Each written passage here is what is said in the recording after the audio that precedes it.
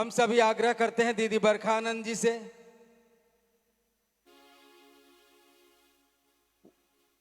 वो हमारे आपके बीच माल्यार्पण के लिए, हम जहां हैं सभी अपने हृदय के पुष्प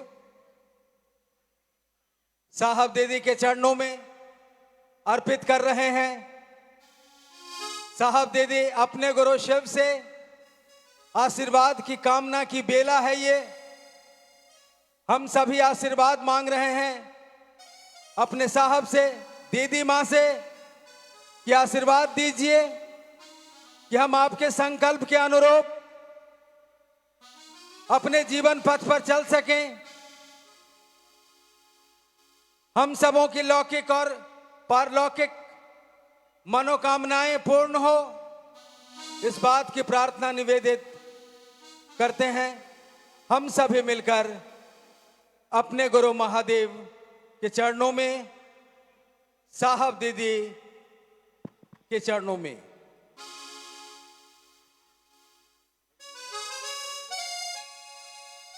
आइए अब हम आप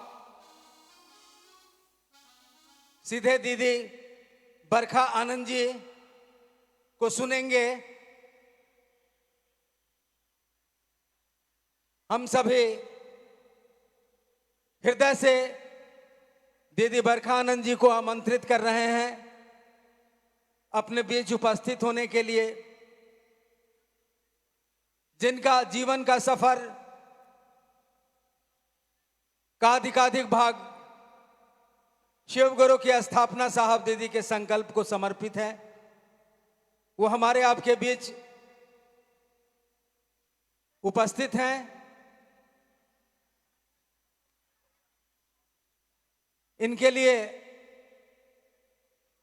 जो साहब दीदी की दया से विषय है, आओ चलें शिव की ओर, आओ चलें शिव की ओर, पर हम सुनेंगे दीदी बरखा आनंद जी से। उसके बाद कुछ जिज्ञासाएं हैं जिनका समाधान भी हम आप सभी मिलकर इनसे सुनेंगे। दीदी बरखा आनंद जी।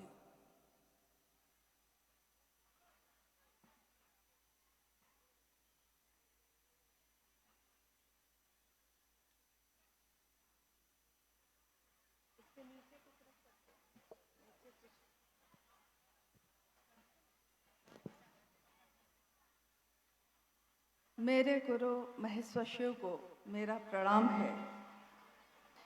इस कालखंड के प्रथम शिव के शिष्य और हम सबों के परम आदरणीय वरेण्य गुरु भ्राता साहब श्री हरिंद्रानंद जी के चरणों में मेरा प्रणाम है। प्रणाम है शक्ति स्वरूपा माँ नीलमानंद जी के चरणों में, और समस्तीपुर जिला के इस प्रखंड दलसिंह सराय में उपस्थित इस मैदान में या जहाँ तक भी आवाज़ जा रही है, आप सभी के चरणों में मेरा प्रणाम है।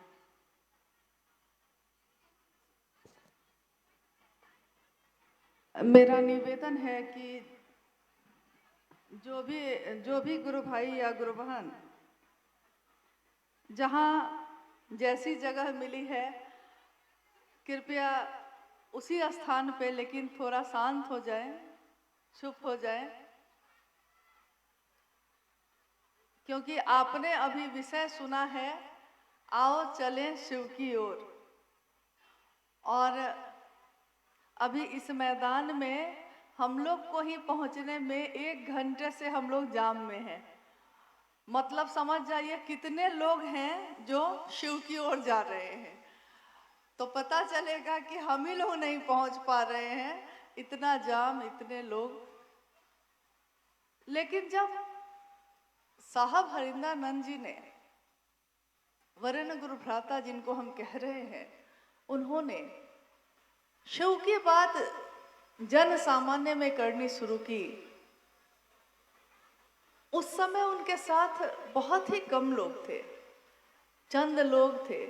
लेकिन उन चंद लोगों ने उनके साथ साथ ये संकल्प लिया कि आपने जिस शिव से हमको मिलवाया है, हम सब भी आपका साथ देंगे महादेव की तरफ चलने में, उनको अपना गुरु समझने में। पहले तो हम लोग ये कहना चाहते हैं कि ये शिव गुरु महोत्सव है, यानी शिव के गुरु स्वरूप के बारे में बात करते हैं हम, और एक उत्सव के रूप में कभी कभी सालों में एक बार कभी मनाया जाता है। और हमारे जीवन में, हमारे परिवार में, इस भारत देश में शिव की पूजा हजारों सालों से होती आई है, कोई नई बात नहीं है। पूरे भारत देश में ही सिर्फ अगर देखें हम तो शिव के इतने मंदिर हैं, इतने शिवलिंग और मूर्ति हैं शिव के, कि गणना नहीं हो सकती है। और संपूर्ण भारत में ही नहीं, एक समय में जब ये पूरा विश्व अपने आध्यात्मिक उत्कर्ष की दिशा में चल रहा था, तब पूरे विश्व में ही महादेव की पूजा होती रही है। हजारों साल पहले के शिवलिंग को खुदाई में निकाला गया, हजारों साल पुराना है वो। कौन आया होगा उस समय, किसने बनाया होगा, ये कौन पूजा करता होगा। यानी शिव हमारी संस्कृति में है, हमारे घरों में है, हमारे दिल में है, हमारे पूजा घर में है, हमारे परिवार और समाज में है। तो शिव नया नहीं है कोई कि हाँ आ गए हैं आज और पहले नहीं थे। लेकिन जब 1974 के नवंबर महीने में साहब हरिंद्रानंद जी ने उस शांत शमशान भूमि पे बैठे हुए अपने मन में ये सोचा था कि अपने 14 वर्ष के जीवन में मैंने कितने लोगों को अपना गुरु बनाया, लेकिन जिसको भी अपना गुरु बनाया है हर जगह धोखे मिले, हर जगह ठोकर मिली। सोचा था गुरु होंगे ईश्वर की तरफ लेकर जाएंगे, गुरु होंगे तो कुछ तो देंगे, लेकिन हर जगह निराशा हाथ लगी। तो स्वाभाविक है कि जब बार बार निराशा हाथ लगती है तो एक दिन हमारा मन निराश हो जाता है। जैसे आपने देखा होगा कि अगर हम कोई काम करना शुरू करते हैं और वो काम सफल नहीं हो पाता, तो 2 महीना, 3 महीना, 4 महीना करके हम थक जाते हैं। फिर हम कहते हैं कि अब ये काम नहीं करेंगे क्योंकि इस काम में सफलता नहीं मिल रही है, हम अब दूसरा काम करेंगे। हमारे बच्चे भी जब नौकरी रोजगार करने जाते हैं तो वो भी ऐसा ही करते हैं। इस नौकरी में ज़्यादा अच्छा नहीं लग रहा है, चलो दूसरी नौकरी करेंगे। इस बिजनेस में अच्छा नहीं है, दूसरा करेंगे। यानी कि बदलते ही रह जाते हैं ये सोचकर कि यहाँ नहीं तो कहीं और होगा। लेकिन हम हार मान लेते हैं 2-4 महीने में, 5-6 महीने में। साहब हरिंद्रानंद जी ने हार मानी थी, 14 वर्ष तक लगातार अनेक लोगों को अपना गुरु मानते हुए, गुजरते हुए, तब हार मानी थी। लेकिन जब उनके मन ने हार मान ली तो उन्होंने कहा कि हमारे घरों में तो हजारों वर्षों से श्लोक बजाए जाते हैं, गाए जाते हैं कि गुरु क्या होते हैं। उनके मन में, उनके मस्तिष्क में एक विचार कौंधा कि गुरु क्या होते हैं। गुरुर ब्रह्मा गुरुर विष्णु गुरुर देवो महेश्वर गुरु साक्षात पर ब्रह्म तस्मै श्री गुरुवे नमः। उन्होंने कहा कि बच्चा बच्चा ये श्लोक पढ़ता है तो एक गुरु में जब ये सारी शक्तियां होती हैं, जब एक गुरु शरीर में रहते हुए इन शक्तियों को धारित करता है कि ब्रह्मांडी शक्ति है उसके अंदर, यानी उत्पत्ति करने की, पैदा करने की, वैष्णवी शक्ति है उसके अंदर, यानी जीवन को चलाने की, रुद्रानी शक्ति है उसके अंदर, यानी जीवन जो पैदा होता है उसका लय करने की। यहाँ तक कि गुरु में साक्षात पर ब्रह्म की शक्ति होती है, यानी ईश्वर की परम सत्ता की शक्ति होती है। तो ये हम जो शरीर के धारी लोगों के पीछे घूम रहे हैं, ये गुरु सब कुछ है तो वो भगवान ही, वो ईश्वर ही गुरु क्यों नहीं है? बस ये एक विचार ही था जो उस दिन उनके मन में आया था, लेकिन इस विचार के आते ही उनका जीवन बदल गया। जीवन की दशा और दिशा दोनों बदल गई। हमारे आपके साथ भी ऐसा होता है। जब कोई आकर हमको कहता है, या किसी ने कहा होगा, कभी जब आपने शिव को गुरु बनाया होगा तो किसी ने तो कहा होगा कि भैया महादेव गुरु हथिन, अपने बना लो।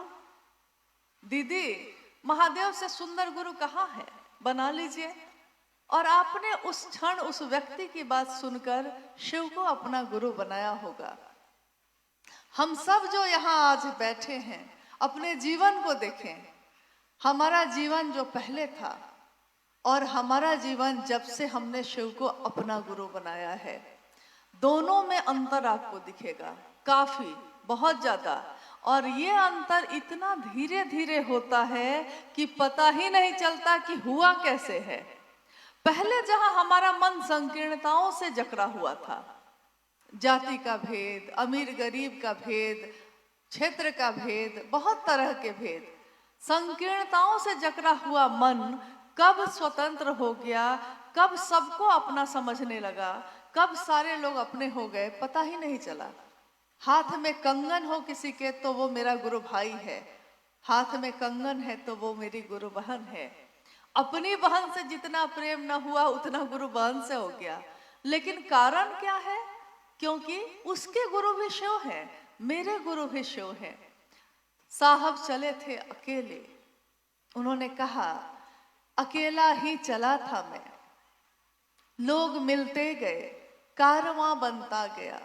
कारवां ऐसा बना कि आज पूरा जगत इस बात को समझ रहा है और स्वीकार कर रहा है, आत्मसात कर रहा है कि शिव को मैं भी अपना गुरु बनाऊं। अपना बनाने की विधा अद्भुत है, क्योंकि अपने शब्द में बड़ी ताकत है। अपना, मेरा घर, दूसरे का घर उजड़ गया है तो कोई दिक्कत नहीं है, तमाशा है मेरे लिए। दूसरे का घर अगर जल गया है तो मेरे लिए वो तमाशा होता है कि जाए हैं, गए हैं, देख लिया है, जल रहा है, अच्छा अच्छा जल गया, क्या करिएगा, मौसम ही ऐसा है, कह के आप वापस आ जाते हैं।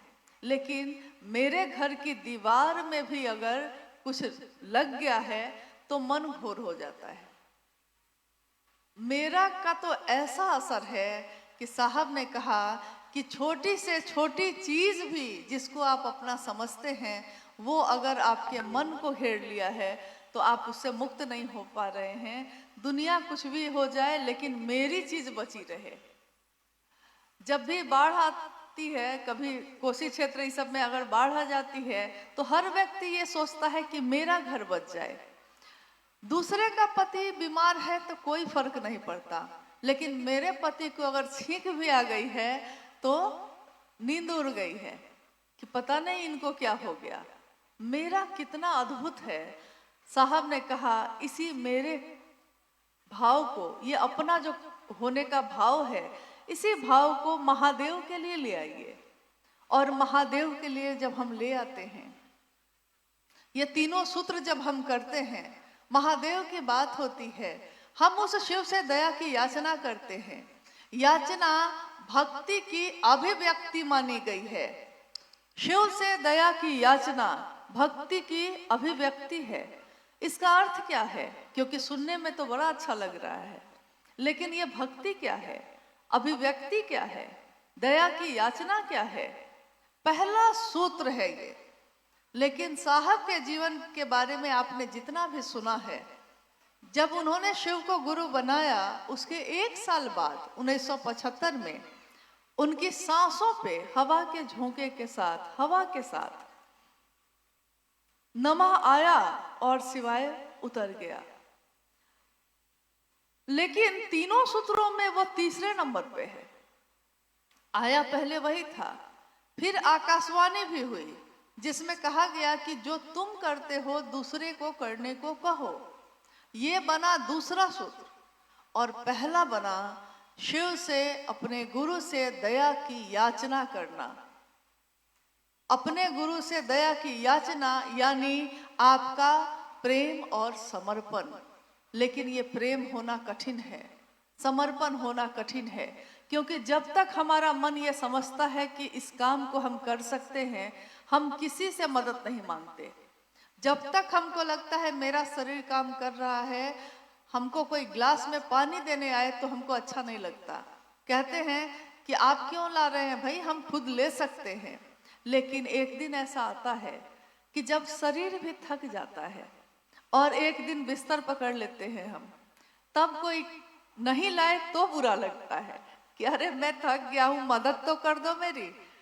तो दया की याचना मांगना यानी शिव के पास समर्पण कर देना, अपना सब कुछ, अपना सर्वस्व, अपना सारा मन, तन मन सब कुछ। और तब शिव की दया शिष्य के जीवन का आधार बनती है। साहब हरिंद्रानंद जी के जीवन में कितनी घटनाएं हुई, उन सारी घटनाओं ने उनके मन को यह समझा दिया कि गुरु की दया के बिना यहाँ कुछ भी नहीं हो सकता। एक घास की पत्ती भी अगर उगती है, खेतों में फसल अगर पैदा हुई है, और ये पेड़ पौधे और फूल अगर पल्लवित पुष्पित होते हैं, तो शिव और शक्ति के अन्योन्याश्रित प्रेम के कारण ही होते हैं। अगर शिव की इच्छा ना हो तो कुछ भी नहीं हो सकता। हम सुनते हैं लेकिन समझ नहीं पाते।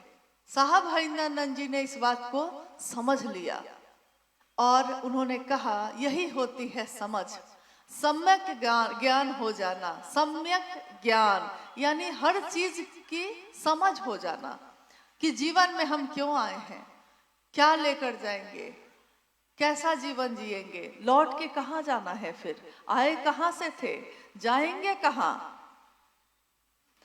एक बार एक व्यक्ति जो अपने आप को बहुत विद्वान समझता था कि मैं बहुत ज्ञानी हूँ, मैं बहुत विद्वान हूँ, रास्ते पे जा रहा था। एक छोटा बच्चा हाथ में मोमबत्ती लेकर उधर से आ रहा है। कहता है कि मंदिर जा रहा हूं मोमबत्ती जलाने। मोमबत्ती को उसने जला लिया है। उस विद्वान ने, उस व्यक्ति ने उस बच्चे को रोक के कहा, क्योंकि ज्ञान का अहंकार जब होता है तो हम ये नहीं सोचते कि सामने कोई वृद्ध है कि बच्चा है कि कौन है। हमारे घर में भी एक हमारे बुजुर्ग थे, बहुत विद्वान, लेकिन जब भी कोई आता था घर में तो वो पूछते थे कि इस शब्द के मतलब बताओ। अगर बुझाता रहा तो इस शब्द के मतलब बताओ। सामने वाला व्यक्ति बेचारा कभी नहीं बता पाता था। जब नहीं बता पाता था तो वो उसकी हंसी उड़ाते थे कि कैसा बीए पढ़े हो, कैसा एमए पास किए हो कि इसको भी नहीं जानते हो। तो देखिए, विद्वान भी दो तरह के होते हैं, कोई सिखाता है और कोई अपने ज्ञान को दिखा के मजाक भी उड़ाता है। उस दिन उस विद्वान ने भी उस बच्चे को यही कहा। उन्होंने कहा कि मोमबत्ती जो जल रही है उसको बुझा दिया। बुझा कर कहा कि बताओ जरा, तुम इतना भक्ति भाव से मंदिर में जा रहे हो तो कुछ तो ज्ञान होगा, तो बताओ कि ये आग जो जल रही थी इसमें वो कहां से आई है। ये आग जो जल रही है ये कहां से आई है। अब बच्चा बेचारा चेहरा देखने लगा, उसको लगा कि हमसे ये क्या पूछ रहे हैं। लेकिन देखिए उसने क्या किया, उसने उस मोमबत्ती की आग को बुझा दिया और कहा कि मुझको नहीं पता है कि आग कहां से आई थी, लेकिन अब आप बताइए कि ये आग कहां गई है। यानी कि हाँ, विद्वान कौन है आप समझ नहीं पाएंगे, जिसको हम लोग साधारण और सामान्य समझते हैं, जिसको हम समझते हैं इसको क्या आता होगा, उसके मन में उस शिव ने क्या ज्ञान उतारा है हम क्या जाने। और शिव के लिए जब साहब के मन में ये बात उतरी, उन्होंने अपने चारों तरफ देखा कि ये जो भारत देश है हमारा, ये जहां मैं रहता हूं हर जगह शिव के मंदिर हैं। शिवालयों में लोग जा रहे हैं, जल चढ़ा रहे हैं। घंटी की ध्वनि बज रही है लगातार, और घंटी की ध्वनि जो उनके कानों से टकराती थी, उनको लगा कि शिव के मंदिर में ये जो बज रहा है और ये जो ध्वनि आ रही है मधुर, मैं प्रत्येक मानव के हृदय में, उसके जीवन में यही मधुरता घोलना चाहता हूं। साहब हैदरानंद जी ने कहा कि मुझ में मानव के अभ्युदय की जिद है। एक मानव के एक साधारण सामान्य जीवन जो वो जी रहा है, उस जीवन में वो शिव जैसा होने की पात्रता रखता है, लेकिन उसको मालूम नहीं है कि किसके साथ चल के वो इस पात्रता को धारित कर सकता है, प्राप्त कर सकता है। तो उन्होंने कहा कि शिव आज भी गुरु हैं। प्रारंभिक समय में जब शिव की चर्चा शुरू ही हुई थी, उन्होंने कहा कि शिव की कथाओं का प्रचलन है। भागवत कथा, रामायण की कथा, गीता की कथा, शिव के महापुराण की कथा, शिव पुराण की कथाओं का प्रचलन है। यानी जो शास्त्र में लिखे हैं, पढ़ के कोई सुनाता है, कथाओं को बताता है, लेकिन शिव की चर्चा का प्रचलन नहीं है, कभी आया ही नहीं। क्योंकि वो शिव सामान्य से अति सामान्य लोगों के जीवन में आए ही नहीं, उतरे ही नहीं। तो जब उतरे ही नहीं, तो सामान्य जीवन में उनकी वो उपस्थिति नहीं थी। मंदिरों में तो पूजा हो रही थी। उसी समय साहब ने कहा कि मुझको इस बात की काफी पीड़ा हुई कि जो शिव सबसे सुंदर है, जो जगत का गुरु है, पूरे विश्व गुरु के पदवी पे वो बैठा है, पद पे बैठा है, लेकिन उस शिव के कोई शिष्य नहीं है। पूरा जगत सोया है और शिव जगा हुआ है। वो महादेव जगा हुआ है, दुनिया के लोग सोए हुए हैं। तो ये बेचैनी, ये जो आह्लाद है आध्यात्मिक, उनके मन में ऐसा पैदा हुआ कि उन्होंने न दिन देखा न रात देखी। इसके लिए उन्होंने कुछ भी छोड़ा नहीं, अपने गृहस्थ आश्रम को भी उसी तरह से देखा, अपने सरकारी नौकरी को भी उसी तरह से किया, लेकिन अपने महादेव के काम में भी उतनी ही ईमानदारी से चलते रहे, सबको शिव की तरफ चलने के लिए प्रेरित करते रहे। आओ चले शिव की ओर जब हम कहते हैं, एक समय था जब साहब ने प्रारंभ किया था और कहा था कि शिव आज भी गुरु हैं। लोगों ने कहा कि कौन सी नई बात कह रहे हैं आप, शिव आज भी गुरु हैं, ये कोई नई बात नहीं है, लेकिन आप ये क्यों कह रहे हैं कि आज भी? वो तो है ही। साहब ने कहा कि वो तो है, लेकिन हम आप भूल गए हैं। उसी पे उन्होंने एक घटना सुनाई। उन्होंने कहा कि मैं अपने एक मित्र के घर गया और उसके पिताजी, मेरे जो पदाधिकारी मित्र थे, उनके पिताजी बिस्तर पे पड़े हुए थे, एकदम वृद्ध थे और बिस्तर पे थे। उनका पोता वहां से गुजरा। उन्होंने कहा कि बेटा पानी दे दो। पोता सुना अनसुना करके चला गया। फिर उन्होंने अपने बेटे से कहा जरा पानी पिला दो, वो भी चला गया। साहब ने कहा, उस पदाधिकारी मित्र को कहा कि अरे ये आज भी तुम्हारे पिता हैं।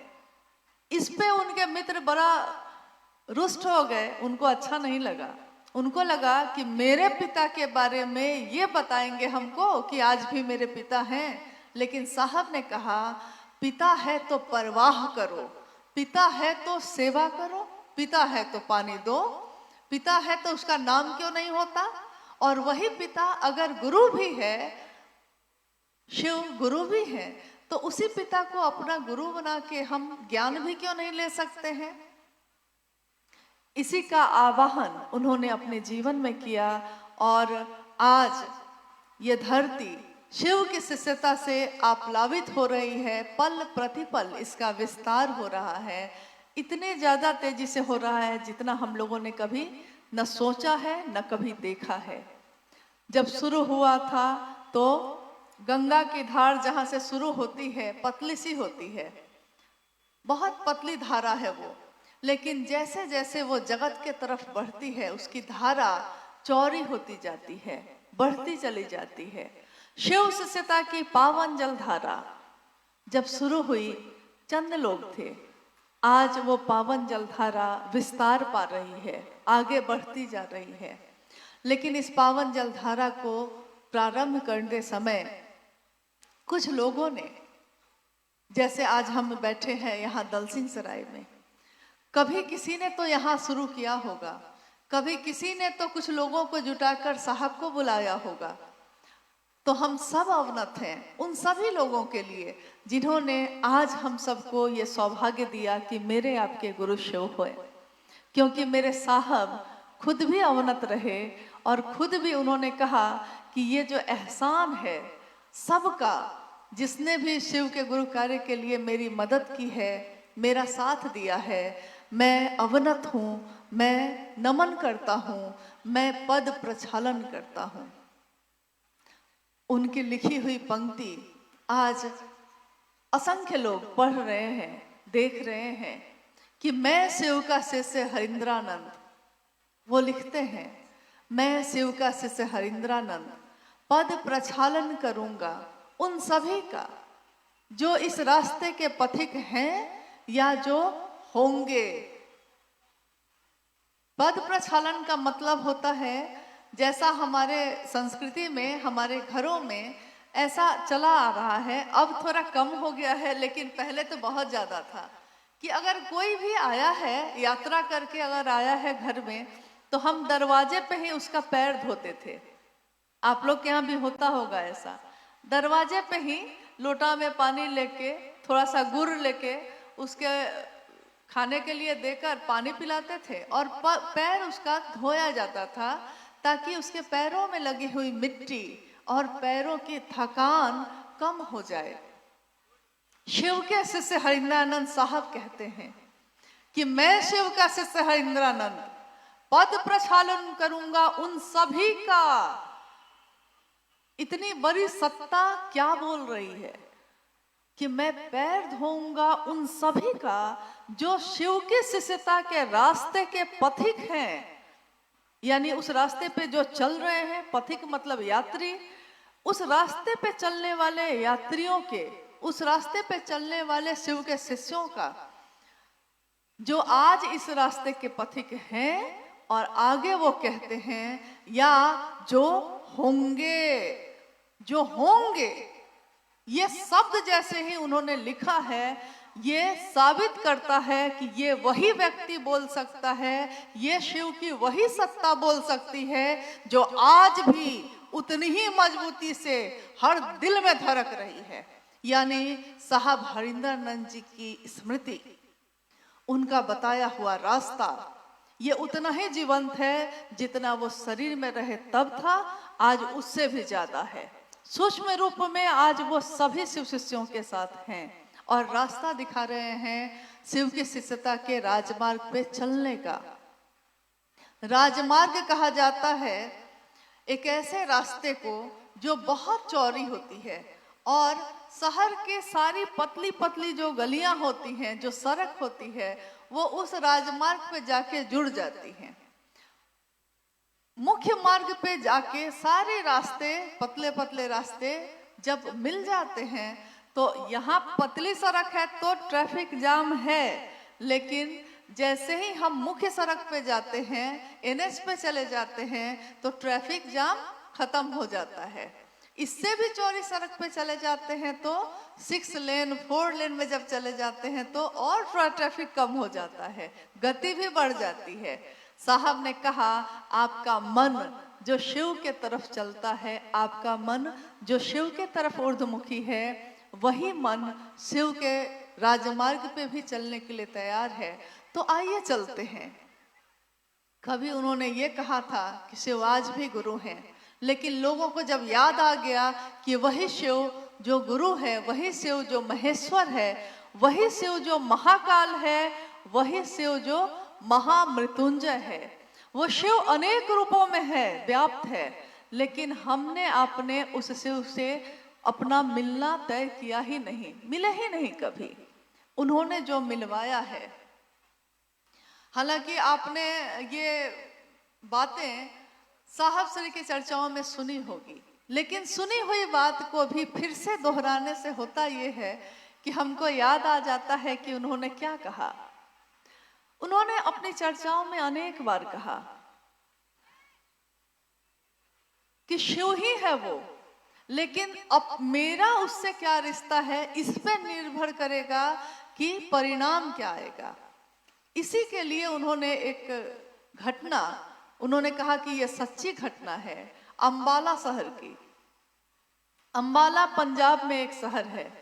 अंबाला में एक नंबरदार थे और उस समय अंग्रेजों का शासन था। तो वो पुलिस जो थे, पुलिस की वर्दी में नंबरदार, उनका घर नदी के उस पार था। तो जब तक वो वर्दी पहन के नंबरदार की भूमिका में रहे, दिन भर रहे, तो पूरी तरह एकदम रोब के साथ रहे, सारे लोगों को बोलते रहे ऐसा करो वैसा करो, मतलब अहंकार तो है ही, अहंकार तो था। लेकिन जब सारे सहारे छूट जाते हैं, अहंकार तब खत्म होता है। अब हो गई रात, और रात का समय है, तूफानी रात है वो, यानी बारिश भी बहुत तेज हो रही है, चारों तरफ आंधी बह रही है, आंधी की तरह हवाएं बह रही हैं, बारिश हो रही है बहुत तेज, चारों तरफ घनघोर अंधेरा है। नदी के किनारे घोड़े से ये पहुंच गए हैं, घोड़े पे बैठकर। कोई रास्ता नहीं है घर जाने का। अब इतनी दूर लौट भी नहीं सकते, नदी उफान पे है। पहाड़ी नदी थी, पानी आ गया, अचानक पानी बढ़ गया, अब उस पार ही जा ही नहीं सकते थे। जब आदमी निरुपाय होता है, निरुपाय मतलब कि एकदम से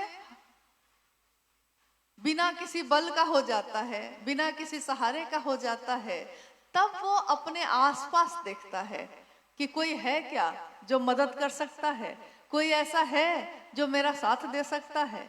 उन्होंने देखा कि नदी के तट पे बहुत दूर में एक अघोरी बैठे हैं, एक साधु अघोरी वेश में बैठे हैं। नंबरदार ने कहा कि लगता है इनसे कुछ मदद मिल सकती है। वो उस अघोरी के नजदीक गए, और अघोरी लोगों के लिए कहा जाता है कि वो शिव की भक्ति में लीन रहते हैं।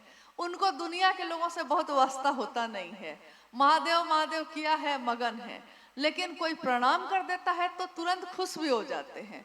नंबरदार ने उस अघोरी को प्रणाम किया, अघोरी खुश हो गया। उनको लगा कि अरे प्रणाम कर रहा है भाई, प्रसन्न हुआ। क्या बात है बच्चा? नंबरदार ने कहा, बाबा नदी के उस पार जाना है, कहीं नाव नहीं है और पानी भी बहुत उफान पे है, क्या करूं? अघोरी ने कहा, इतनी सी बात है, अपने दोनों हाथ को आगे बढ़ाओ। दोनों हाथों को आगे जो उसने बढ़ाया, तो गीली जो रेत थी, भींगा हुआ बालू जो था, उस बालू से उस अघोरी ने नंबरदार के हाथों पे, एक हाथ पे शिव और एक हाथ पे व लिख दिया और कहा कि हाथों को जोड़ो। हाथ को जोड़कर बताओ क्या लिखा है इसमें। नंबरदार ने अपने हाथों को जोड़ लिया। उसने कहा शिव लिखा है। अघोरी ने कहा, इसी शिव को देखते हुए नदी पार कर जाओ। देखिए, ये घटना हम सभी शिव शिष्यों के लिए बहुत बड़ा संदेश है कि हमको देखना क्या है, हमको जाना क्या किसके साथ है। ये बहुत बड़ा संदेश है जो साहब हरिंद्रानंद जी ने इस घटना के साथ बताया है। नंबरदार अपने हाथ पे लिखे हुए शिव को देखता हुआ नदी के तरफ मंत्रमुग्ध होकर चला गया, और नदी का पानी पत्थर बनता चला गया। नंबरदार नदी पार किए जा रहा है, आधी से ज्यादा नदी पार कर चुका, अब थोड़ा सा ही बचा हुआ है। अचानक उसको याद आया कि अरे ये तो वही शिव है ना, शिव वही ना है जिनकी पूजा मेरे घर में होती है, मेरी माँ मेरी पत्नी करती है। जो मेरे गांव में जिनका मंदिर है ये तो वही शिव है ना। जैसे ही उसने ये सोचा, नदी में डूबने लगा। अघोरी जो है उसने लिख भी दिया है, रास्ता भी दिखा दिया है, लेकिन वो वहां से देख रहे हैं ये करता क्या है।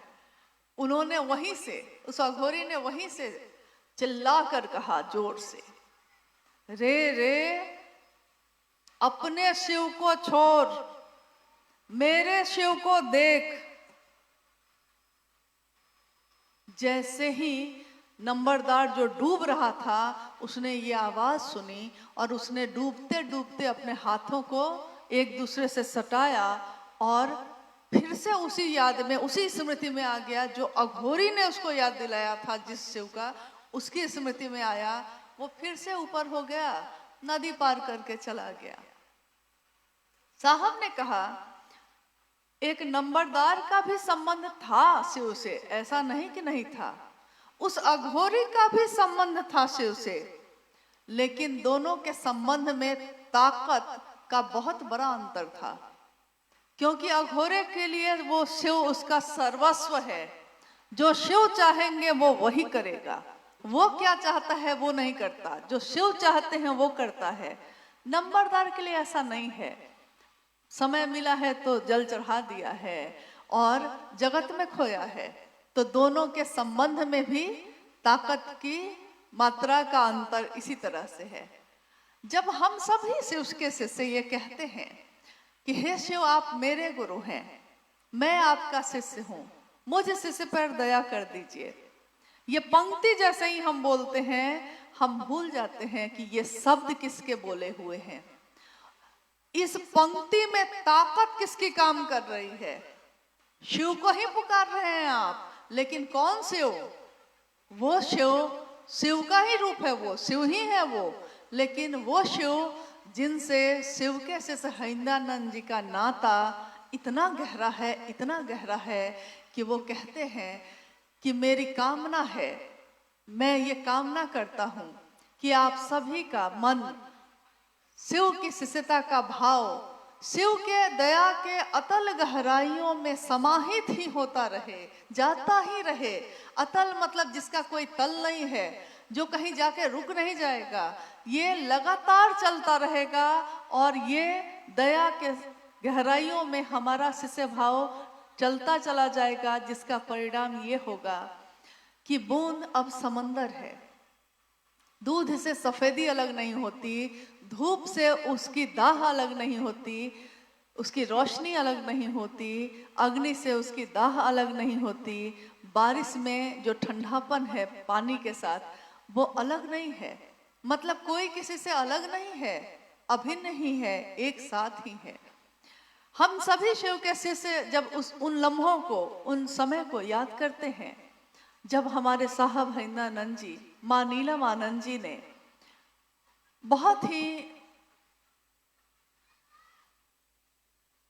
उच्च स्तर पे, कहा जाए उच्च स्तर भी छोटा होगा, क्योंकि उन्होंने कहा कि सीधे शिव मैं बना सकता हूं। तुम मांगने क्या आते हो मुझसे, और क्या मेरे शरीर से मिलने आते हो? शरीर एक दिन खत्म हो जाएगा, फिर कैसे मिलोगे? तब भी तो मन से ही मिलोगे। तो आज भी हम यही हैं, यहीं से अपने साहब से मिलते हैं और उनको जब ढूंढते हैं, उनको जब खोजते हैं, तो कहाँ जाऊं मैं, कहाँ ढूंढूं तुमको, खुद में ही पा लेता हूँ। खुद में ही उनका दर्शन है और उस दर्शन में वो शिव दिखाई देते हैं, जिस शिव की बात उन्होंने कही है। तो ये पहला सूत्र हो, दूसरा सूत्र या तीसरा सूत्र, ये तीनों सूत्र में वाणी है साहब हरिंद्रानंद जी की, ताकत भी उन्हीं की काम कर रही है। और क्योंकि ये शिव के लिए कहा जा रहा है तो इसमें चैतन्य यानी ऊर्जा, इसमें जो प्राण है वो शिव के ही हैं। तो अगर हम इस मनसा से शिव को पुकारते हैं कि हे शिव आप मेरे हो जाइए, वो शिव मेरा हो जाता है। उसी के नाथ हो लिए जो उनके साथ हो लिया। नाथ, महादेव को नाथ भी कहा जाता है। तो साहब कह रहे हैं कि उसी के नाथ हो लिए जो उनके साथ हो लिया। जो उनके साथ हो लेता है नाथ उसके हो जाते हैं, और ढरदानी है वो, भोला है वो, शंभु है वो, और हम सबके गुरु हैं वो। गुरु के रूप में जब वो खुद से मिलवाएंगे, कौन सा उनका ऐसा रूप है जो हमारा आपका अपना नहीं होगा। मेरा पति अगर कोई बनता है तो मेरा पति एक व्यक्ति है, लेकिन वो अफसर हो सकता है, वो बिजनेस कर सकता है, वो उसमें और भी सारे रूप हैं। जब वो मेरा होगा तो उसके सारे रूप भी मेरे होंगे। जब वो शिव मेरा होगा तो उसके सारे रूप भी मेरे होंगे। आइए हम लोग बात करते हैं, अगर कुछ जिज्ञासा आई है तो उस पे। और क्योंकि हम लोग भी बहुत देर तक जाम में फंसे रहे और आपको काफ़ी देर बैठना पड़ा, इसके लिए क्षमा प्रार्थी हैं हम लोग। और उम्मीद करते हैं कि हाँ, अपने हैं तभी तो कहते हैं ना, अपने हैं तो हम लोग माफ़ी भी मांग सकते हैं, आप थोड़ा सा कष्ट भी सह सकते हैं। लेकिन जितनी संख्या में लोग हैं, जब भी वो निकलें तो बहुत धीरे धीरे अच्छे से निकलें। आइए हम लोग एक दो जिज्ञासाओं पे बात कर लेते हैं।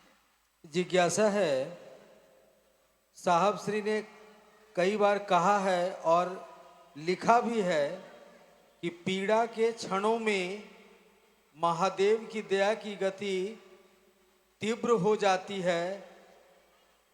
कैसे अनुभव करें हम अपने जीवन में? जिज्ञासा है, पीड़ा के क्षणों में शिव की दया त्वरित हो जाती है। कैसे? जब जब आपके जीवन में कष्ट आए होंगे, पीड़ा आई होगी, आपके गुरु ने उस पे मरहम लगाने का काम तो किया ही होगा। ये सिर्फ उन्हीं की अनुभूति नहीं है, असंख्य शिव शिष्यों की अनुभूति है, जिन्होंने भी इस पीड़ा से गुजरे हैं जो, और जिन्होंने अनुभूत किया है। आप लोग थोड़ी देर के लिए शांत हो जाइए कृपया, जहां हैं जैसे हैं, क्योंकि अब थोड़ी देर में हम लोग भी चले ही जाएंगे, आप भी चले ही जाएंगे। तो क्या पता कब मिलना हो। आदमी बड़ी जल्दी में रहता है, ये कर भी लेना है, यहाँ चले भी जाना है, लेकिन एक दिन तो ये जीवन ही चला जाता है। तो इस जीवन में कब मिलना होगा कोई नहीं जानता है। तो हम लोग उस बात पे बात करें जो साहब ने कही कि पीड़ा के क्षण जब शिव के शिष्य के जीवन में आते हैं तब क्या होता है, और जो शिव शिष्य नहीं है उनके जीवन में भी आता है तब क्या होता है। दोनों में आखिर अंतर क्या होता है? जब सामान्य लोग के जीवन में आता है तो वो दुख से व्याकुल हो जाते हैं। पैसा नहीं है तो चिड़चिड़े होकर चिल्लाने लगते हैं, सुविधा नहीं है तो दुखी होकर बैठ जाते हैं, दुख आया है तो आंसुओं के बोझ तले दब जाते हैं। लेकिन जो शिव का शिष्य होता है, जिसने भी शिव को विचारों में भी अगर अपना गुरु माना है, तो उसके जीवन में होता ये है कि फकीरी में भी अमीरी का मिजाज लाता है। फकीर है हम, कुछ नहीं है हमारे पास, मिजाज तो ऐसा है कि पूछिए मत। कोई गुरु भाई से कहिए कि क्या दिक्कत है कुछ, अरे ना दिक्कत क्या होगा, अरे भोला है महादेव मेरे इतने बड़े हैं कि मेरी परेशानियां तो मुझको दिखती भी नहीं है। घर में कुछ है और वो निकल जाता है महादेव की बात करने। ऐसा तो बड़े बड़े तपस्वी नहीं कर सके। गृहस्थ आश्रम में रहकर, यानी परिवार में रहकर, जिसका भी जीवन है परिवार है, उसमें तरह तरह के दुख कष्ट और समस्याएं, सुख भी आता है दुख भी आता है, समस्याएं भी आती हैं समाधान भी आता है, आता ही रहता है। मतलब ये ऐसा है कि चैन से रहने ही नहीं देता है। हमेशा 10 तरह की बात, इधर किसी को खुश किया है तो दूसरा नाराज हो गया, उसको खुश करने गए हैं तो तीसरा निकल के चला गया। देखिए एक व्यक्ति क्या करे, किसको किसको खुश करे, तो दुखी होता है उसका मन। फिर वो कहता है चलो कुछ महादेव की बात कर लेते हैं। एक व्यक्ति मिल जाता है, उससे महादेव की बात करने लगता है, और उसके मन से तुरंत जो चोट मिली थी रिश्तों की, इतनी तेजी से हट जाता है, इतनी तेजी से वो मिट जाती है वो चोट कि उसको पता ही, उसको याद ही नहीं है कि मुझको किसी ने कहा है, लेकिन पहले ऐसा नहीं था। पहले के जीवन में ऐसा नहीं था। पहले के जीवन में एक शब्द औषधि करे तो एक शब्द करे बाण, मतलब शब्द अगर किसी का लग गया है तो बाण की तरह लग गया है, भूले नहीं हैं। 10 साल बाद भी हमको याद है, हम कहते हैं हमरा सब याद है। अपने की कहली हमरा बारे में, वो आदमी से हमरा सब पता है। 10 साल बीत गए, बोलने वाला भी भूल गया, लेकिन जिसको बोला गया वो नहीं भूला। यानी ये पीड़ा जाती ही नहीं है, लेकिन जब शिव की बात हम करते हैं तो वो पीड़ा याद ही नहीं आती है। याद आएगा तब ना दुख होगा, याद ही नहीं आती है, याद ही मिटा देते हैं महादेव। तो महादेव की दया से पीड़ा के क्षणों में गति और तेज होती है। एक संबंध है उनसे हमारा, वो और तेज गति से इस पे मरहम लगाते हैं, ताकि मेरा शिष्य जो है, मेरा चेला जो है, धरती के चोट से बाहर निकलेगा, तब न मेरी बात कर रहा है वो।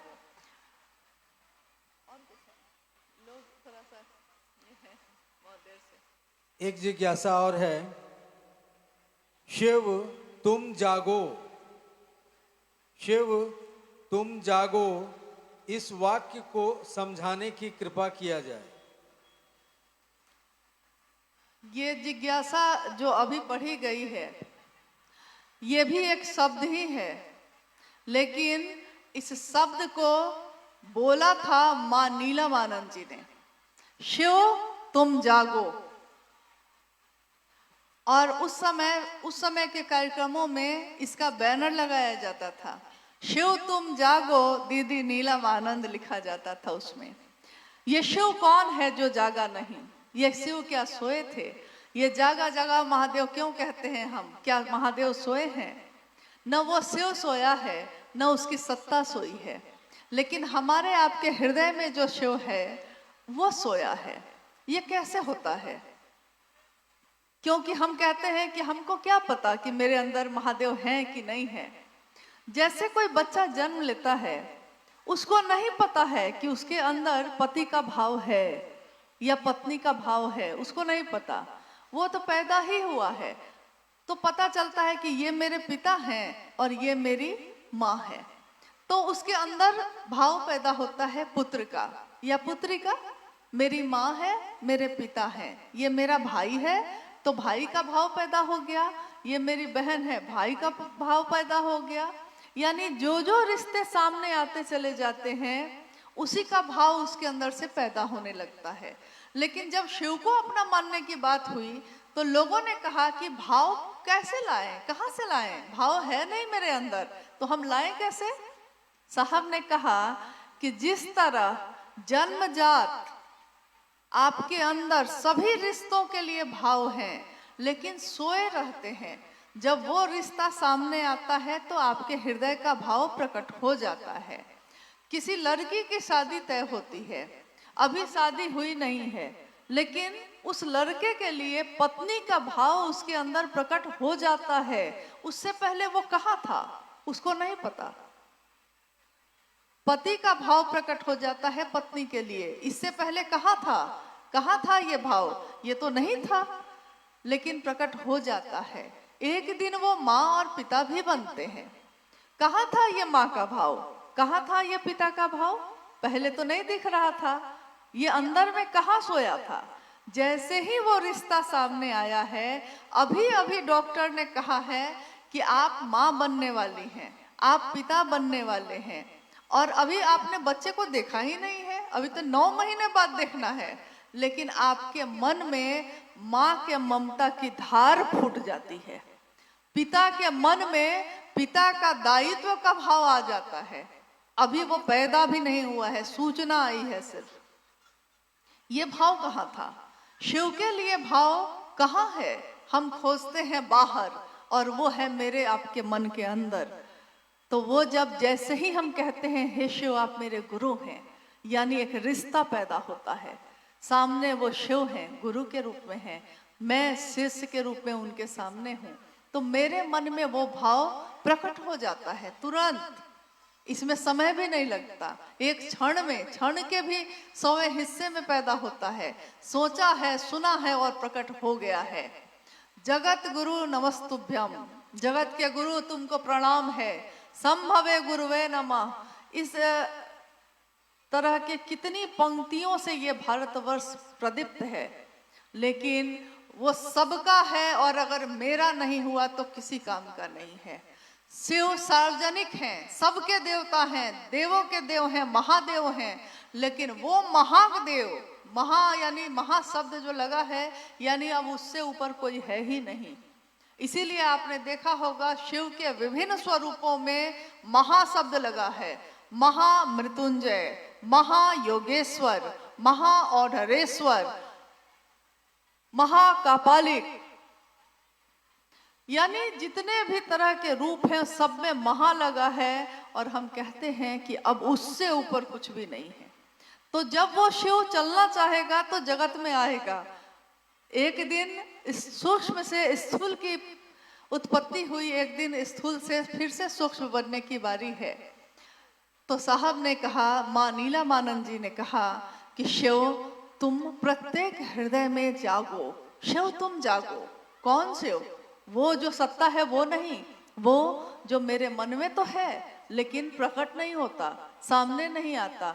और जिस दिन वो शिव प्रकट हो जाता है फिर हमारा मन भी वैसा ही विस्तार पाता है।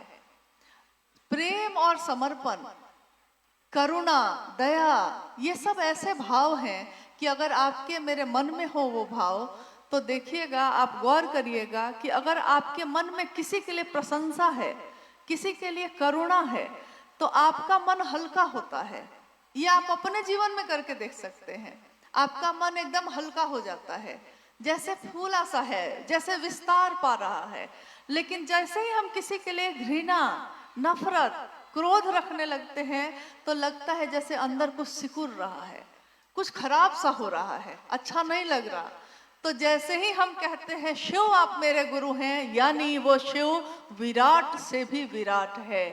विराट तो कुछ भी नहीं उसके सामने। ये सारे सृष्टि जिसकी इच्छा से पल प्रतिपल चल रही है, बन रही है, चल रही है, टूट रही है, वो महादेव हमारा आपका गुरु है।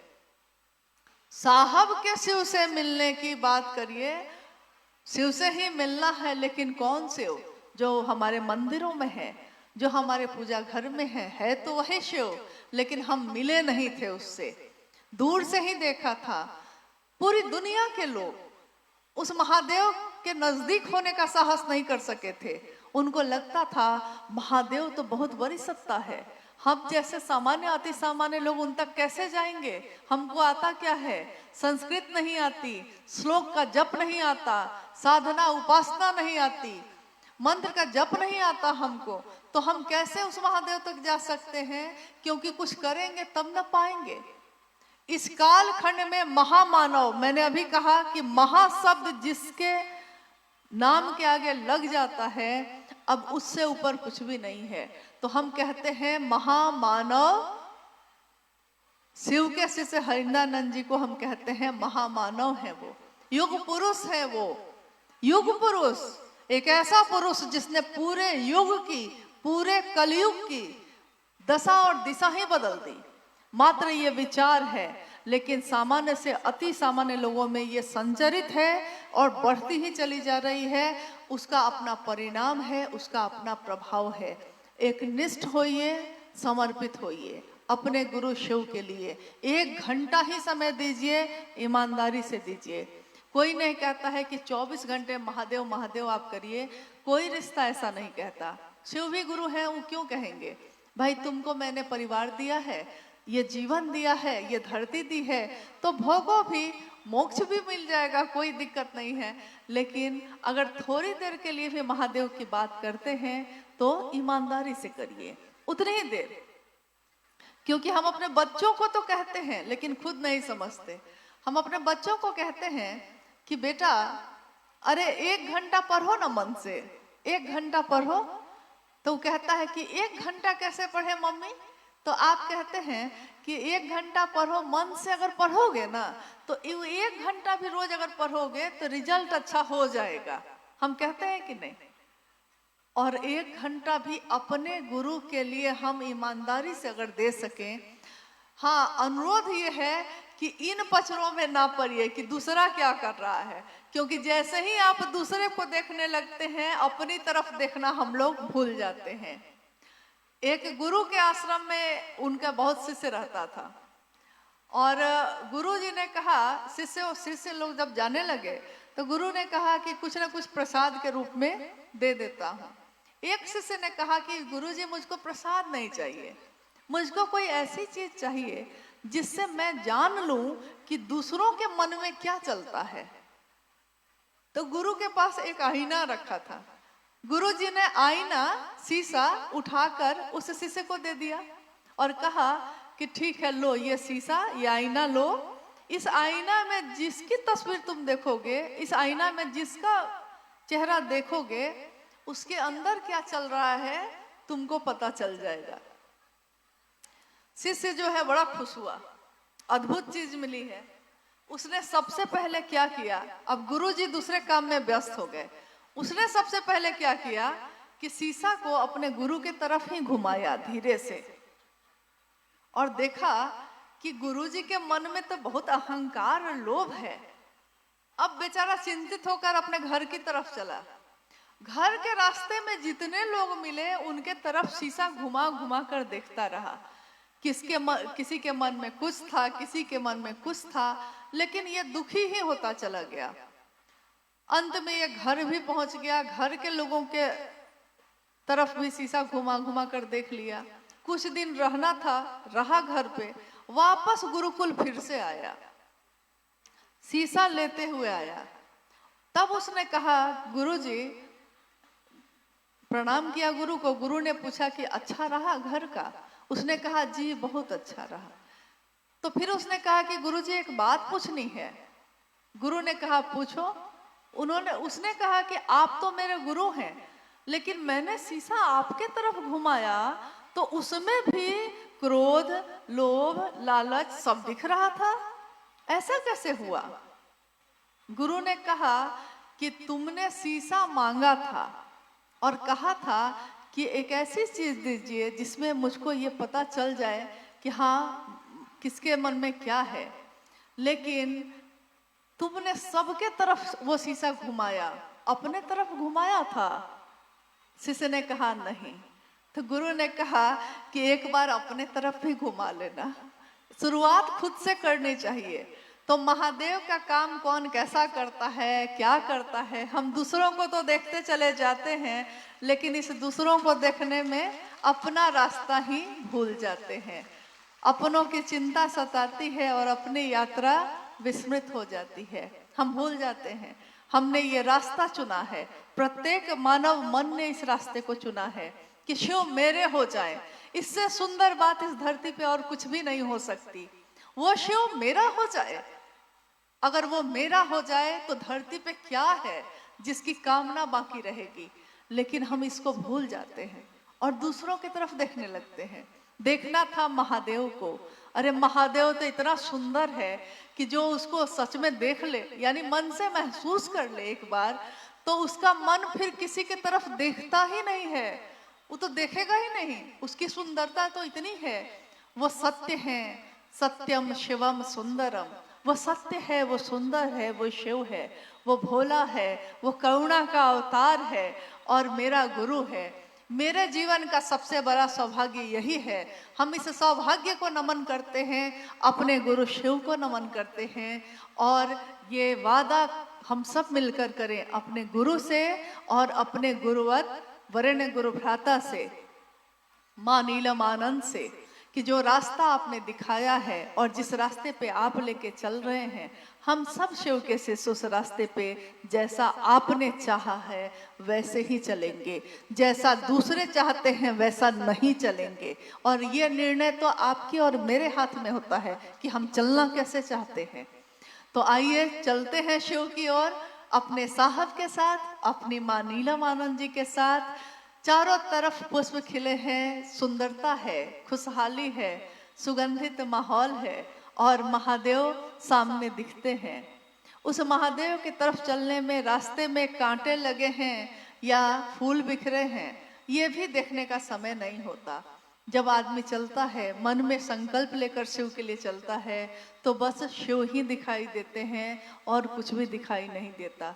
तो मेरा और आपका मन, क्योंकि मुझको भी स्वयं शिव का शिष्य बनना है और आपके लिए भी यह कामना है कि आप बनिए, लेकिन ये साहब हरिंद्रानंद जी और माँ नीलमानंद जी के आशीर्वाद से हो सकता है, शिव की दया से हो सकता है।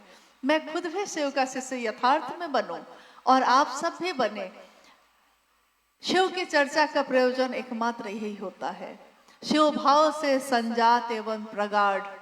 शिव भाव से यानी शिव भाव जो मेरे आपके हृदय में है उससे भींगा हुआ हो, वो प्रगाढ़ हो, गहरा हो। शिव की बात जो मेरे मन को भी भाव से भर दे, आपके मन को भी भाव से भर दे, तब इस शिव चर्चा का प्रयोजन सफल है।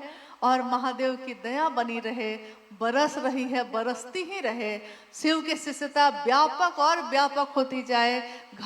कोई घर ऐसा नहीं बचे जिसमें उसका दिया न जल रहा हो। आप सभी के चरणों में प्रणाम है। आप सभी से अब हम लोग विदा लेते हैं, लेकिन आप लोग एकदम धीरे धीरे जाइएगा, क्योंकि ऐसा ना हो शहर के लोग परेशान हो जाए। साहब ने हमेशा कहा है कि शिव के शिष्य लाखों की संख्या में भी शहर से गुजर जाएंगे, लेकिन शहर को पता नहीं चलेगा। इतना धीरे धीरे आराम से जाइएगा। आप सभी को मेरा प्रणाम। हेलो दीदी, अभी बैठेगी। आप तमाम भाई बहन से